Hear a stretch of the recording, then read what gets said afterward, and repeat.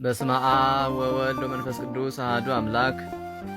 አመሰቡ ለወርኃ ነሐሴ በዛቲ ዕለት ፈነወ እግዚአብሔር መልአኮ ገብርኤልሃ ወዜነወ ለኢያቄም ጻድቅ ወይቤሎ ናሁ ብእሲትከ ሐና ትጸንስ ወትወልድ ለከ ወለተ ወይከውን ባቲ ፍስሐ ወመድኃኒት ለኩሉ ዓለም።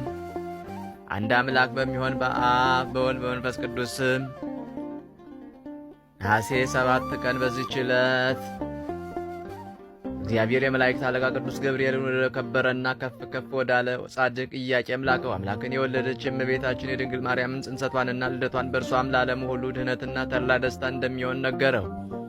ይህም ጻድቅ ሰው ኢያቄምና የከበረች ሚስቱ ሐና ልጅ ሳይወልዱ ሸመገሉ። የከበረች ሐና መካን ሆናለችና ስለዚህም እጅግ ያዝኑ ነበር። የእስራኤል ልጆች ልጅ ያልወለደውን ከእግዚአብሔር በረከትን ያጣነው እያሉ ያቃልሉት ነበርና እነርሱም ልጅን ይሰጣቸው ዘንድ ወደ እግዚአብሔር ዘወትር ፈጽመው ይለምኑ ነበር። ከዚህ በኋላ ወንድ ልጅን ወይም ሴት ልጅን ቢወልዱ ለእግዚአብሔር ቤት አገልጋይ ሊያደርጉ ስለትን ተሳሉ። የከበረ ኢያቄምም በተራራ ላይ ሳለ ሲጸልይና ሲማልድ እነሆ በላዩ እንቅልፍ ብሎት አሸለበ። ያን ጊዜም ከእግዚአብሔር የተላከ የመላእክት አለቃ ቅዱስ ገብርኤል ተገለጠለት፣ እንዲህም አለው፦ ሚስትህ ሐና ትጸንሳለች፣ ዓለሙ ሁሉ ደስ የሚሰኝባትን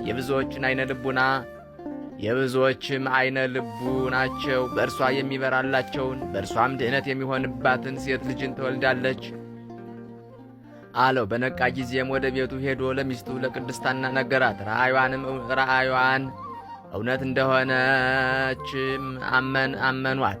ከዚህም በኋላ ነሐሴ 7 በዚች ቀን የከበረች ሐና ጸነሰች። ለዓለሙ ሁሉ መመኪያ የሆነች በሁለት ወገን ድንግል የምትሆን አምላክን የወለደች እመቤታችን ድንግል ማርያምንም ወለደቻት።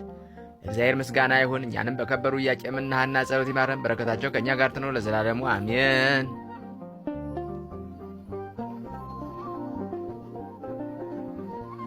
ሰላም ለጽንሰትኪ ጽንሰ መንፈሳዊ ዘይተሃበሮ ስዑብ ወይትሐወሎ ዘማዊ ለውዳሴኪ ማርያም እንተ ጊዜ ጣሙ ሐረሳዊ ግራይተ ልቤ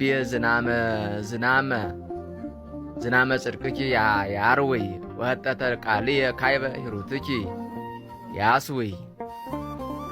በዚህችም ቀን የሐዋርያት አለቃ የከበረ ሐዋርያ ጴጥሮስ በዓል ነው። በዚህችም ቀን ጌታችን የሕያው እግዚአብሔር ልጅ ክርስቶስ እርሱ እንደሆነ በሐዋርያት መካከል ታምኗልና በከበረ ወንጌል እንደተባለ ጌታ ኢየሱስ ክርስቶስ ወደ ፊልጶስ ቂሳርያ ሀገር በደረሰ ጊዜ ደቀ መዛሙርቱን ሰዎች የሰውን ልጅ ማን ይሉታል ብሎ ጠየቃቸው።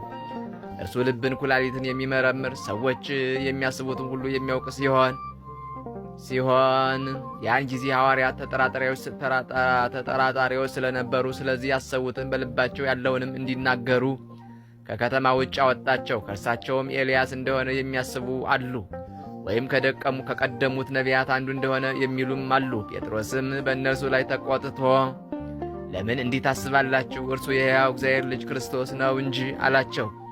ስለዚህም የጴጥሮስን ሃይማኖት በመካከላቸው ይገልጥ ዘንድ ግልጥ ሊያደርግ ወደ ውጭ አወጣቸው። እንዲህም በጠየቃቸው ጊዜ ኤልያስ እንደሆንክ ወይም ከቀደሙት ነቢያት አንዱ እንደሆንክ ሰዎች ይናገራሉ በማለት እነርሱ የልባቸውን ተናገሩት። ጴጥሮስ ግን አንተ የሕያው እግዚአብሔር ልጅ ክርስቶስ ነህ ብሎ በእውነት ምስክር ሆነ።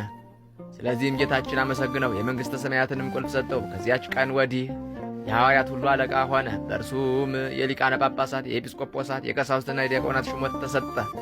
የቤተ ክርስቲያንም መሠረት ተባለ። ለእግዚአብሔር ምስጋና ይሁን። እኛንም በጌቶቻችን በሐዋርያት ጸሎት ይማረን፣ በረከታቸው ከእኛ ጋር ነው ለዘላለሙ አሜን።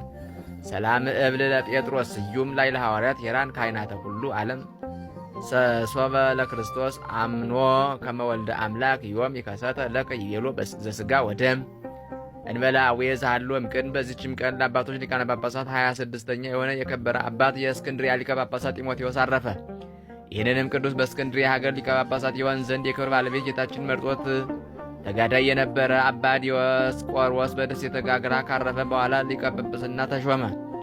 ይህም አባት ጢሞቴዎስ ብዙ መከራ ደርሶበታል። ንጉሥ መርቅያን ለእስክንድርያ ሀገር ሌላ መናፍቅ ሊቀ ጳጳሳት ሹሞ አባት ጢሞቴዎስን አስቀድሞ አባ ዲዮስቆሮስ ተሰዶባት ወደ ነበረች ደሴተ ጋግራ አጋዘው። መርቅያንም ከሞተ በኋላ የእስክንድርያ ሰዎች ተነስተው መርቅያን የሾመውን ሊቀ ጳጳሳት ገደሉት። አባት ዲዮስቆሮስ እንዳዘዘ አባ ጢሞቴዎስን መልሰው ሾሙት። ከዚህ በኋላ የመርቅያን ልጅ ሊዮን ነገሰ። ያን ጊዜ አባ ጢሞቴዎስን ሁለተኛ ወደ ደሴተ ጋግራ አጋዘው። በዚያም 10 ዓመት ኖረ። ሊዮን እስከ ሞተ ድረስ ከእርሱም በኋላ ዘይኑን ነገሰ። ያን ጊዜም አባ ጢሞቴዎስ ወደ መንበረ ሲመቱ በታላቅ ክብር መለሰው። ሕዝቡንም እያስተማራቸውና እየመከራቸው በቀናች ሃይማኖት እያጸናቸው ኖረ። በወንጌላዊ ማርቆስ ወንበር 22 ዓመት ኖረ። እግዚአብሔርንም አገልግሎ በሰላም አረፈ። ለእግዚአብሔር ምስጋና ይሁን፣ እኛንም በጸሎቱ ይማረን ለዘላለሙ አሜን። ሰላም ለጢሞቴዎስ እንተረሰ ምርዋጾ ለምሄር ወለገጾ በመሰረተ ወርቅ ወብሩር ነፍሳተ ብዙኃን ሐኒጾ ወበይንተ ዘኮነ በስደት ቢጾ እምሴተ ቋብ እምደሴተ ዲዮስቆሮስ አብ እሴቱ ሐጾ እምሴተ ዲዮስቆሮስ አብ እሴቱ ሐጾ። በዚችም ቀን የራሔል ልጅ ዮሴፍ ተወለደ። በረከቱ ከእኛ ጋር ትኖር ዘላለሙ አሜን።